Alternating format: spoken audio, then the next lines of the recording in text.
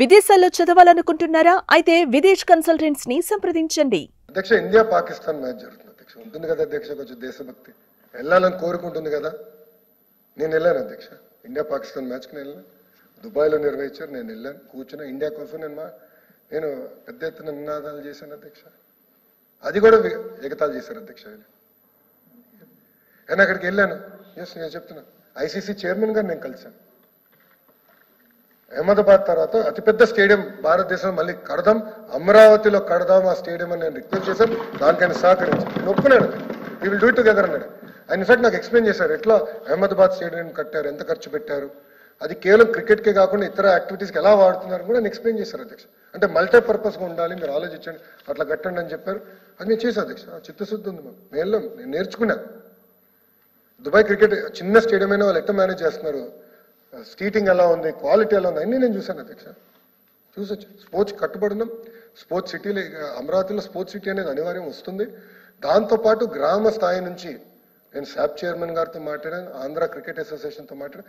గ్రామ స్థాయి నుంచి క్రికెట్, అదేవిధంగా ఇంకా 4-5 స్పోర్ట్స్ తీసుకుని మనం ఏర్పాటు చేయాలి, యువతని పెద్ద ఎత్తున మనం లింకప్ చేయాలి లక్ష్యంతో మన ప్రభుత్వం పనిచేస్తుంది అధ్యక్ష.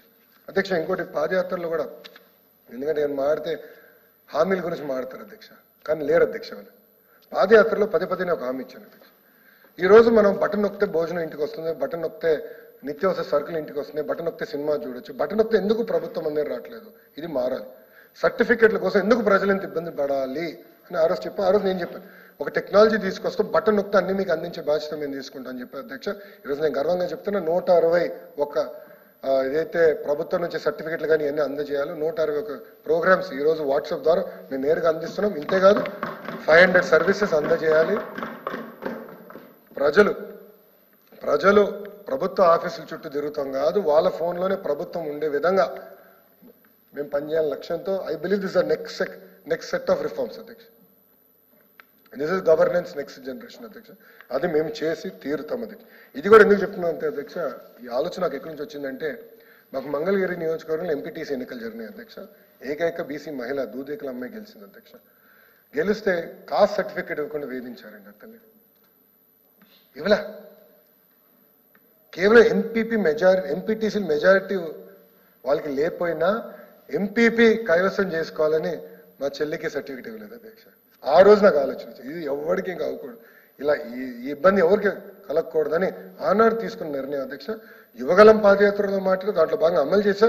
ముందు మీరు చూస్తారు, ప్రభుత్వం కూడా ఒక యాప్ తీసుకొస్తే డైరెక్ట్గా ప్రజల సమస్యలు పరిష్కరించే బాధ్యత, నేరుగా అందించే బాధ్యత మేము తీసుకుంటామని ఈ సభాముఖంగా హామీస్తున్నాం అధ్యక్ష. అంతేకాదు అధ్యక్ష, మీరు చూస్తే మన ఇంటర్ హాల్ టికెట్స్ వాట్సాప్ ద్వారా డెలివరీ చేసాం అధ్యక్ష. వాట్సాప్ ద్వారా వి డెలివర్డ్, ఇట్లా డైరెక్ట్గా ఇచ్చేసాం. ఇబ్బంది ఉండకూడదు, నేరుగా అందించాలని లక్ష్యంతో మేము పనిచేసాం అధ్యక్ష. ఇక్కడ ఉన్న గౌరవ సభ్యులు కూడా విజన్ గురించి మాట్లాడారు అధ్యక్ష.